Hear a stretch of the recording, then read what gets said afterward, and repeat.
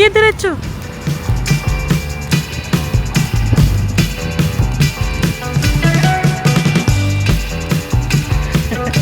Ngamunta? Barbecue ka? Barbecue, daho. Look at the sun. It's so hot. Look at that. My yum's there. Hello guys, welcome sa ating channel. At nandito tayo ngayon sa Daho guys. Yan kasi ang ganda ng weather ngayon dito sa UK. Ayan guys, oh. Nasa tabi tayo ng dagat ngayon. And nandito tayo sa Daho. Pakita natin sa kanila. Ayan guys, yung sikat na lugar dito for picnic.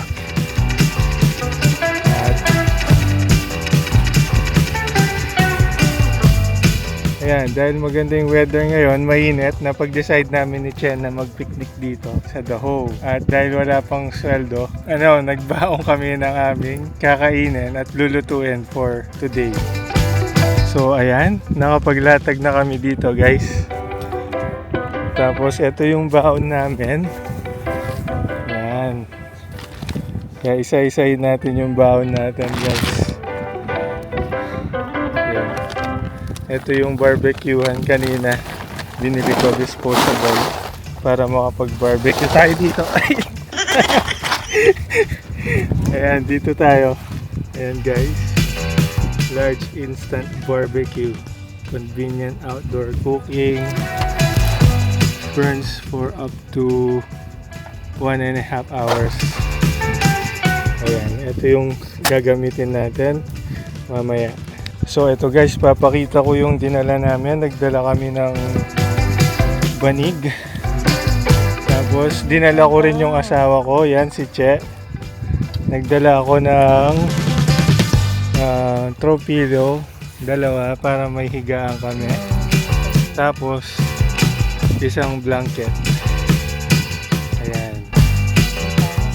Isa-isay naman natin yung dala namin baon guys. Ipapakita lang namin yung baon namin para makita nyo ano yung dinala namin sa picnic namin for today. So yung una is yan yung soft drinks. Favorite to ni Che, Dr. Pepper. Meron din tayong Pringles. Ayan, syempre water. Ako lahat yung nag-prepare nito kasi si Che. Oh hindi, ako naglagay ng Pringles. Busy siya eh. Busy siya. Tapos ito, naalala nyo to guys. Ito pa yung baon namin sa baon namin. Ay, hindi na ba ito? Iba na ba ito? Kala ko ito pa yung baon natin sa Edinburgh. Nova sa Pinas. Nagdala rin tayo ng tira-tirang chocolate. Tirahan natin ng pamaypay syempre. Mamaya pag magba-barbecue na tayo. Tapos meron tayong babasahin na libro later. Tapos yung shades. Sa akin yan. Sa kanya yan. Extra damit. Baka pagpawisan tayo. At meron tayong lighter dito. Dinala ko yan kasi wala nang laman. Meron. Wala nang laman yun. Oh, meron tayo. Nagdala rin ako ng mahabang lighter para gagamitin natin. Dala tayo ng extra bag pang lagyan ng basura. Meron tayong pang dessert. Wow, nalululusaw na. Bumili ako kanina sa Aldi pang dessert natin. Nagdala rin ako ng yelo na kala ni Che wala akong dala pero meron. Dala tayo ng yelo kanina guys. Ayan, ready tayo eh. Boy Scout tayo eh. Dala rin tayo ng sausawan for our salad. Dala rin tayo ng iihaw natin guys. Bumili ako ng liampo, nilagyan ko lang ng salt and pepper. Tapos, nuhog ko na para ating lulutuin. Tapos, bumili rin tayo ng beef kebab. Try natin ito kung masarap. Nag-ready rin tayo ng sausawan guys. Suka yan para mamaya. Tapos, yung ating salad. At meron din tayong mga kalaban niya. pakwan. Siyempre, meron tayong tissue din. Wala kasing panghugas dito. Baka madumihan. May pampunas tayo. Dala na ako ng hindi disposable na spoon and fork para hindi napuputol. So ito guys, hindihan na natin yung ating barbecue grill.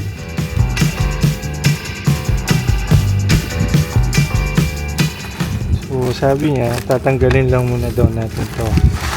Tanggalin natin siya sa cardboard.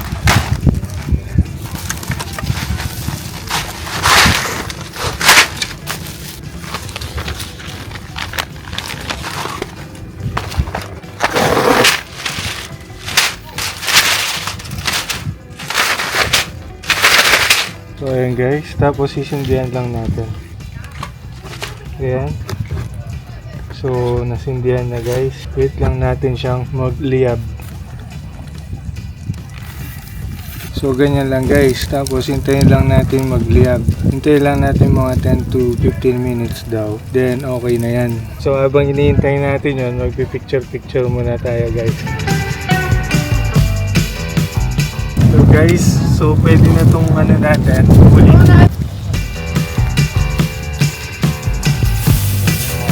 Balik para. Baka tutukin yung camera. So, ito naman yung isa pa guys. Oh, bakit na yan? Sarap na ito. Maluto kaya ito? Tingnan natin. Nang malamin.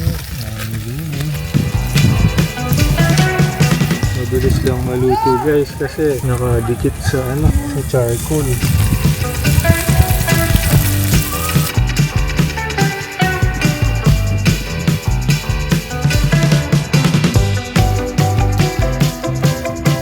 Yan guys, malapit na maluto yung ating ginigrill.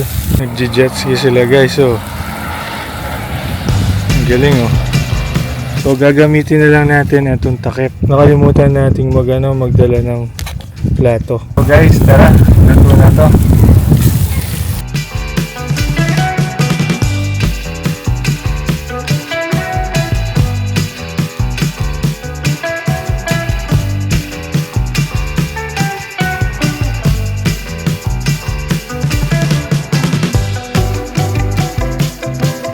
So, ayan guys, luto na yung ating barbecue. Kakain na tayo. So, ayan guys, ito yung ating binarbecue. Ito yung pork lempo. Ito yung ating beef kebab. Tapos, naghiwa ako ng watermelon sa bahay kanina. And we've got our salad. Ayan yung sausawan. Sarap. Tapos, meron tayo ditong suka guys. Dito masarap isawsaw yung sarap yung isawsaw yung barbecue dito guys. Ayan, oh. Ako yung nagtimpla dyan. Ayan, ano. What can you say about the ready-made kebab? Sarap? Tara. So ito naman guys yung ating pork. Ayan, di pala naka-record kanina. So sinasabi ko yung mga seagull, o kailangan pag kumakain ka dito sa The Hove, binabantayan mo rin kasi nagda-dive sila, kakainin yung pagkain mo. Sabi niya siya masarap na yung suka, terno sa kebab. Naisip ko kasi kanina, pang salad dapat to. Pero pwede rin siya sa barbecue para may Pinoy touch. Masarap pala tong beef kebab na to. 3 pounds lang to guys, 4 na siya. Yung suka pala na to guys, nilagay ko lang na garlic, tapos konting sugar, tapos yung suka. Kahit anong suka pwede. Tapos asin, tapos konting betchin. Kaya naman natin tong pork. Pabilisan, nilagyan ko lang ng chicken powder, salt, tsaka pepper. Tsaka, malasa guys, oh. Itong lempo, $2.99 lang yan. Tapos yung beef, sabihin mo na rin 3, so 6. Tapos yung pakwan, $2.99 din. Yung charcoal, 5 kasi itong dessert. Or less mga 20, sabihin mo ng 20 pounds, meron ka ng ganitong picnic. Good for to na. Ito yung view namin dito sa harapan naman. Tapos nagdala na kami ng trophy lo para may higaan. So yan guys, approve card siya yung aking ginawa. Ang init nga guys dito sa UK. Parang Pinas. Daming tao sa labas. Ayoko lang silang i-video. Siyempre, privacy. Yum na sigal. Binabantay namin yung mga sigal. Baka lusubin kami. Ayun na, naamoy na nila eh. Ayun na, ang dami oh. Ayun oh, kita nyo yan guys oh. Guys, ayan oh, ang dami nila nagbabantay. Ayun oh, naabangan. Ganyan lang yung buhay dito guys sa UK. Gamitin yung oras nyo sa mga ganitong activities para hindi ka mabore. Kasi na homesick sila, ganyan. Tsaka hindi naman ito masyadong magastos. Sabihin nung mga nakakakita sila pag nag-post ka, panay ka lumalabas, ganyan. Pero yung totoo nito, mura lang to, maganda lang talaga yung view. So ayan, ito yung ating dessert for now. Strawberry, raspberry, and elderflower trifles. Guys, man natin yung dessert ng mga Briton. Mahilig sila dito yung ganyan, tas may jelly. Yun siya. Ayan guys, oh. Busog.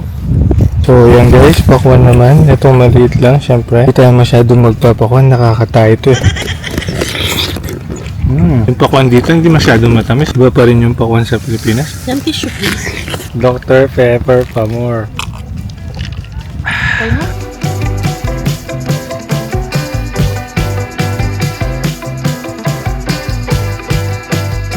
So ayan guys, tapos na tayong mag-picnic kanina. Bumaba kami dito sa may The Home. Mag-ice cream muna tayo guys. Ayan o. Meron silang train dito. 2 token per ride o.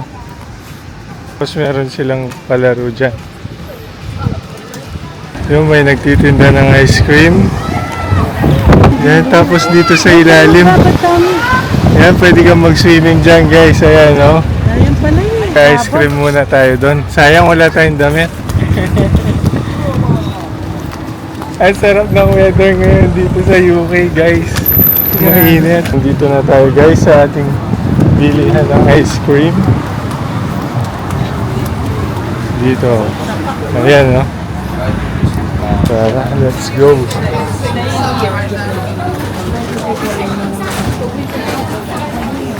So, ito yung ice cream guys.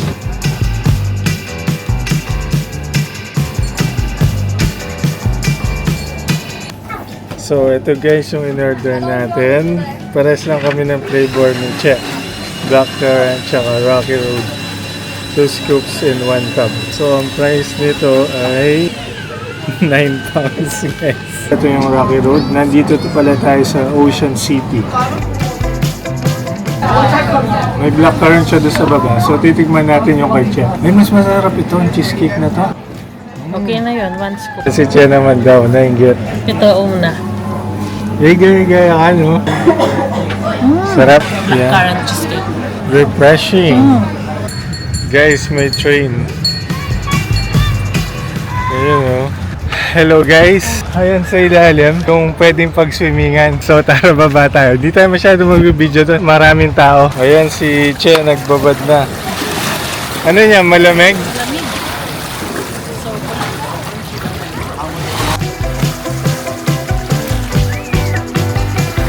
Yan guys, solid oh. Ang ganda ng weather. Tapos ang dami ring tao sa baba. Nag-enjoy sila. May dalawang magjowa dito guys. Nagkumakain ng fish and chips. Hello! Ayan guys, so daming tao dun sa baba. Nagsiswimming sila. Ayaw ma-sunburn, kaya nagsasambra. Mula doon sa nilakad natin kung saan tayo nag-ice cream. Hanggang dito, mga pang-apat na siguro tong ice cream truck na to. Merong swimming pool dito guys. Ayan o, daming tao doon. Look at the sun guys. So, ayan yung swimming pool. Ito yung side Lido. Swimming! Masarap mag-swimming guys. Pabalik na tayo dito sa taas ng Ho. Ayan si Che. Guys, nandito kami sa M&S. Ayan guys. Iba't ibang pastry. So ito guys, bumili tayo ng green tropical juice dito sa M&S. Meron din silang apple and watermelon juice. Mas mura kasi to. Best na mag-milk tea kami na tig-6. Ito, tigda-2 lang. Hello guys, nakauwi na tayo ng bahay. Nag-taxi na lang tayo kasi napakainit sa labas. Hindi na caring maglakad. So ayan, I hope you enjoyed yung ating short trip dun sa picnic area sa amin dito sa Plymouth. Salamat sa pagsama sa short vlog na ito. Please like, share, and subscribe para updated ka sa aming mga latest uploads. Sige guys, bye-bye!